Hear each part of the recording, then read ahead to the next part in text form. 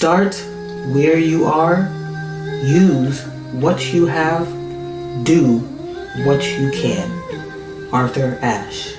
Our reasons for consuming material vary. We may want to learn something out of curiosity. We may want to do something with the knowledge that we've gained. We may simply want to be entertained, or we may want to improve something in our lives that we feel we're lacking. And I would argue one is not less than the other. Take into consideration the moment and the time that is called for consuming the material.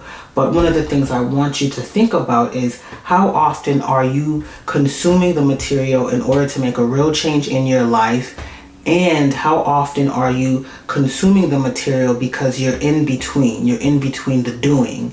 So you're stuck in a place of you want to do something but you haven't done it yet. And honestly, it could be a mix between being delusional about doing something and being disciplined, or lack of discipline, or having a lack of discipline, for what it is that you know you need to do. But know that in this video, as with all my videos, I want to encourage you, not insult you. Many of you are literally 1 minute, one step away from implementing something in your life that can help you get to the next step. And this is why I appreciate the quote from the late tennis champion Arthur Ashe. Start where you are, use what you have, do what you can. It's a very simple but very powerful quote. And we learn from others, and I get it. You might be looking at a particular woman in her space, in her life, and you might be gathering inspiration from her. You might say, okay, she has the body that I desire, she has the house I desire, the car I desire, the career I desire, the relationship I desire. But a lot of these things, we want to be careful not to over-romanticize somebody else's life. We want to be careful not to over-romanticize all of the material things or the physical things, for example. Because one important thing I really want to say is that particular woman you're looking at and her journey, the journey that you know of may be just the one that she is sharing with you. You may not know of a woman's journey before you met her, as you're meeting her, after you have met her. It's kind of like whatever they're portraying to you is what is the only thing you have to go off of. Somebody is only going to show you as much of their experiences as they want. And that goes for all of us. Most of us aren't going to tell every detail in our story. We are all going to pick and choose, for the most part, what we want to show, say, display. And that's going to be really important too, as we are gathering inspiration from other people, is that we just don't know the whole story.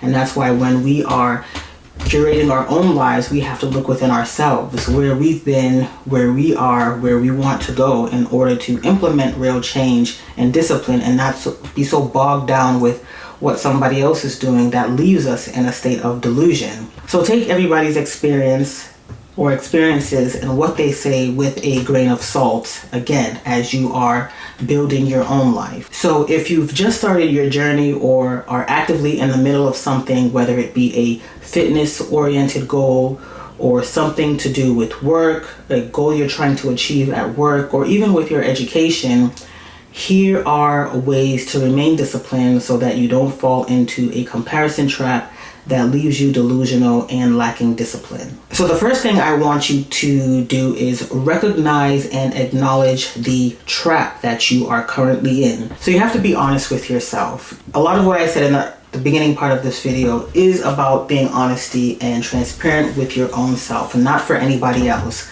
If you find yourself constantly comparing yourself, or feeling like you're not up to snuff, or that you are falling behind in life, or you're not meeting some certain standard, you have to acknowledge that, is this a standard that I've set for myself, or that somebody else has set for myself? Your parents may have goals for you, they may have good intentions for you.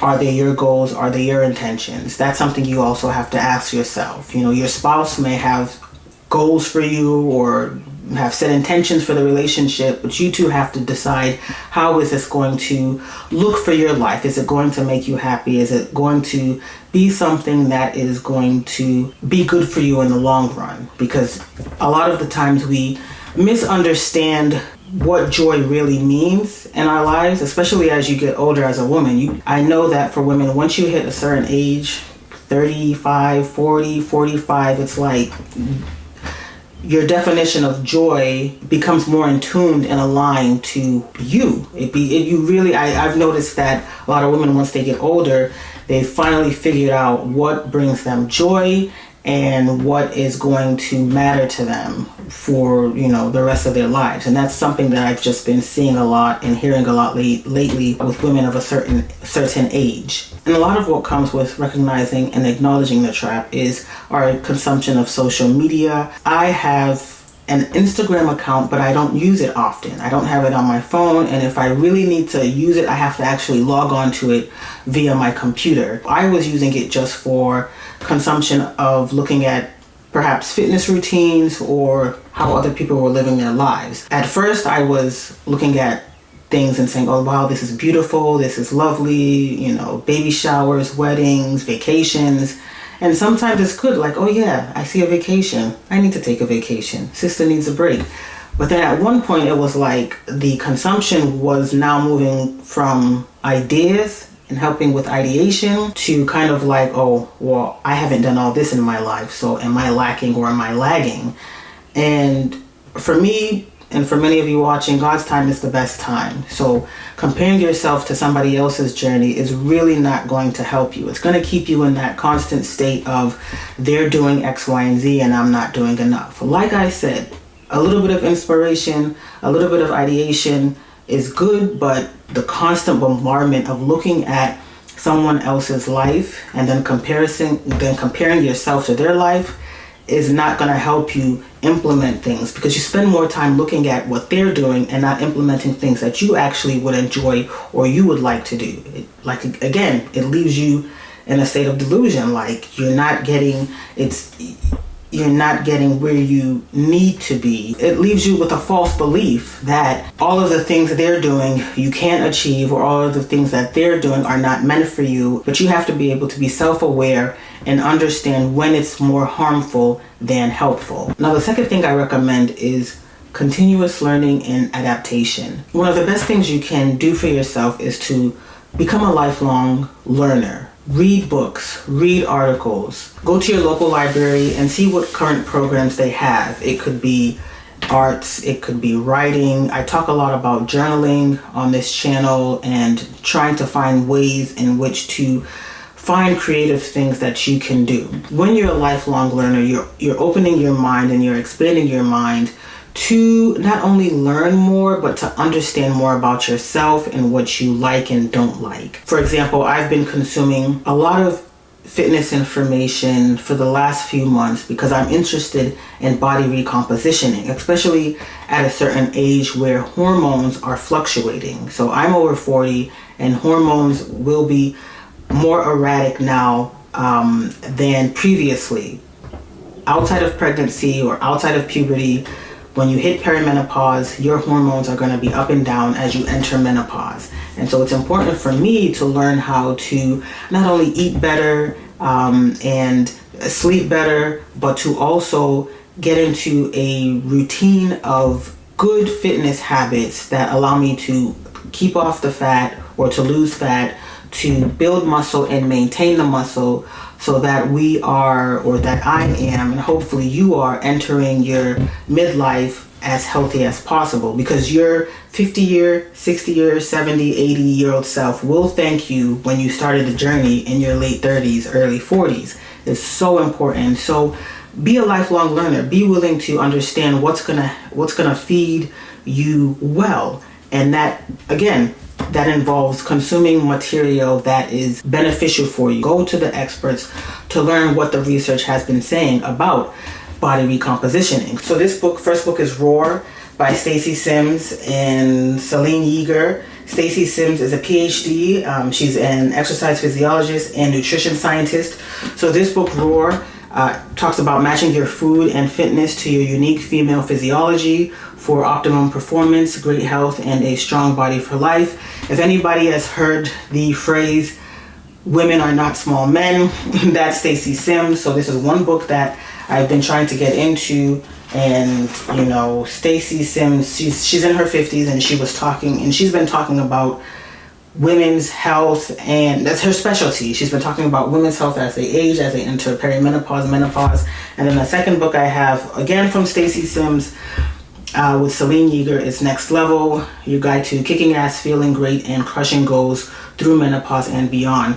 So go to those experts that you know have done the research and are providing beneficial information for you. So again, in my case, it's heavy on the fitness right now, learning ways in which to body recomp, build that muscle. And I'm starting with these books as well as some other books that I've been reading through my library app or books borrowed from the library. And I think it's been very beneficial. So that's something I want to encourage you to do. Whatever it is you are interested in, do a deep dive and learn about that, and try to find ways in which to curate something special and meaningful for yourself, rather than comparing yourself to another person and saying, well, they've got this, they've got that, and I'm still struggling. Because you never know what's on the other side of reading or learning something new. You might be able to find your something that you will love and that you will enjoy. So I really do encourage you to do that. And in the same breath, be willing to adapt. Be willing to change if necessary. So for example, I was doing a lot of cardio, a lot of spin, but that wasn't really helpful for me at the time because I was so set on losing a lot of fat, but the spin classes weren't as helpful for gaining muscle. So I had to adjust my routine to do more weight-bearing exercises, which I enjoy. I enjoy that. And it's just something that it might pale in comparison to a lot of what you might be going through, but it all depends on what you're trying to do. If some of you are having some real health issues, you're going to want to address that. And it might take you some time to figure it out. It might take you a few instances of starting, pausing, restarting, but just don't stop. That's the point. You don't want to stop your journey, your trajectory into reaching your goal. And again, it could be work related, fitness related, finance related.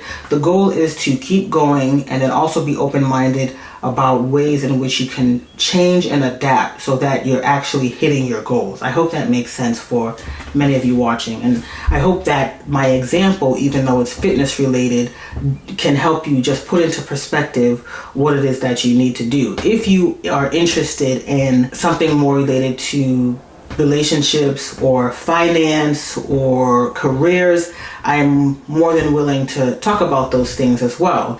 Just let me know in the comments and I'll be willing to work on a video on those topics as well. Because I'm a pharmacist, I do like to talk about health. Because I'm over 40, I like to talk about perimenopause, menopause, and women's health in general. Not often do I talk about relationship stuff. Y'all don't want to hear that type of drama. I'm open. I'm willing to talk about those things. Third thing on the list is to focus on your values and passions. So you want to ensure that your goals and your actions are aligned with your core values and passions. And again, this might take time for you to figure it out, and that is okay. It might take time, but you're going to have to be conscious and committed and disciplined into figuring out what are your values and passions if you haven't already figured it out just yet. And don't be discouraged. Don't become so disillusioned that somebody else has reached their goals and they figured it out, they enjoy this particular thing in their life, they found their hobby that keeps them going, and you're still looking for that particular star that makes you happy, that feeds you. Give yourself the opportunity to find that passion and then align it with your values. Make sure that it's true to your core being and to your core self. That could be the arts, a sport, teaching, that could be anything. The delusion of what is reality and what is not can really take a lot of women for a ride. And most of the times it's all in our heads. Most of the times these things that are so overwhelming to us are really self-curated. They're crafted for ourselves because we lack discipline. We lack the the sense of just doing something consistently for a while to see if it's working, if it's not working, and then shifting or adapting to something that does work. Don't be so concerned with what other women are doing. Concern yourself with what you need to do and for your life. Now, fourth on the list is to set realistic goals and prioritize. Hopefully you have set your intentions before you even started to work on something or pursue something or set these goals. You set your intentions. Intentions is so important because it allows you to dig deep within yourself and say, okay, this is what I'm doing and this is why I'm doing it. And once you set your intentions, set SMART goals. SMART goals are specific, measurable, achievable, relevant, and time bound. And this is going to be really key for a lot of the women that are watching this who have set goals who have set many goals but haven't been able to get to the goals or reach their goals because of different internal or external circumstances. Setting SMART goals help you maintain focus and direction. Think about it. If you have a specific goal in mind, you know that this is something you want to achieve, you are going to align the different things you're doing throughout your day, throughout your weeks, throughout your months or your years to reach that goal. And then you're also going to want to make sure these goals are measurable. How is it that you're going to achieve? How are you going to keep yourself accountable or keep track of the different things you're doing that leads up to you hitting the goal? So if you're trying to get rid of $5,000 worth of credit card debt, are you doing the things you need to do with every paycheck to get rid of that $5,000 of credit card debt? Are you adding $100, $250, $500 every check towards that? Or are you just saying, I'm going to add $10, $20 here and there, which goes towards interest? It's not going to help you at all. Then you're going to want to talk about how achievable is this goal? How realistic is it for you to achieve the goals? It's going to be important to fine tune your routines, to fine tune your thinking, to fine tune how you treat yourself in order to get to the goals. So they're achievable.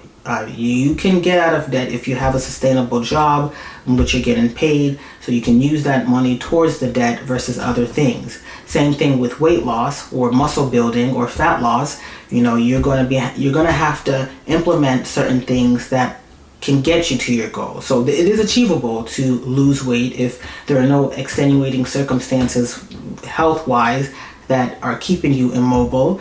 So there are ways to achieve that, and so you're going to have to implement some things into your life that will get you there. Same thing with the relevancy of the SMART goal. How relevant is it to your life? Now, relevant, for example, being healthy as a Black woman is relevant, especially if you consider 2/3 or 60% of Black women over the age of 20 have cardiovascular disease or at risk for cardiovascular disease. That's relevant. If 1/8, I think the statistic is 1/8, 1 out of every 8 women gets breast cancer. That's relevant because that's such a, that number is so bizarre if you think about it. 1 out of every 8 women is going to get breast cancer. It's relevant. Heart disease is relevant. Cancer is relevant. It's all around us. And so these are the things you're going to want to pay attention to and be conscious of it. Same thing with other issues, other things going around. It's like almost everything is relevant. So it's not something that you can just hide or ignore or act like it doesn't exist or act like it won't affect you in some way, shape, or form. And another thing you're going to want to do is to set time restrictions on your goals. Work in progress has to have some type of restriction so that you're reaching your goals. Time restrictions do help you. They push you a little bit to reaching those particular goals. And then with everything I'm saying, as you're pushing yourself, as you're making sure you're being diligent and disciplined so that you can get out of those states of being delusional and not in tune with reality, make sure you are still taking care of your physical, your mental, your emotional well-being, you're getting your sleep, you're eating well. It sounds like so much, and that's why I say write it down. Be intentional about what it is you're trying to do so that you're not overwhelmed. I think you can do all the things you want to do, and I think you need to just take it step by step. Push yourself a little bit and go for what it is that you're looking for.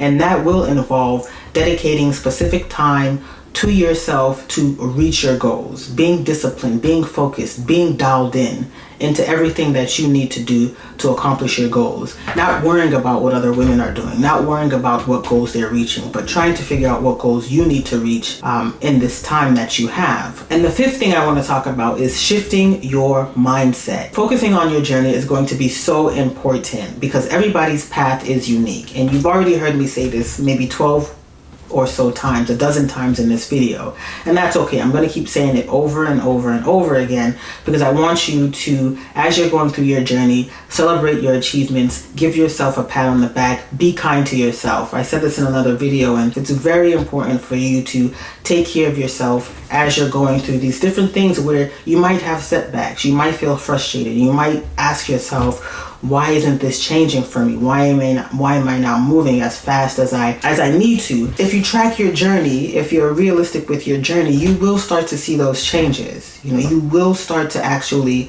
see that, yes, things are changing for me, and I'm grateful that I stuck with it. I'm grateful that I was disciplined and consistent and got out of the mindset that everything was happening or everything good was happening for every other woman, but it wasn't happening for myself. I hope that the information in this video has been beneficial for you. I want to encourage you to grab my free PDF, Pause and Prepare. I'll leave the link in the description below. It's also linked in my little bio for my YouTube channel. I do thank you for watching and sticking with me through this video. I hope to see you in the next video. Take care. Bye.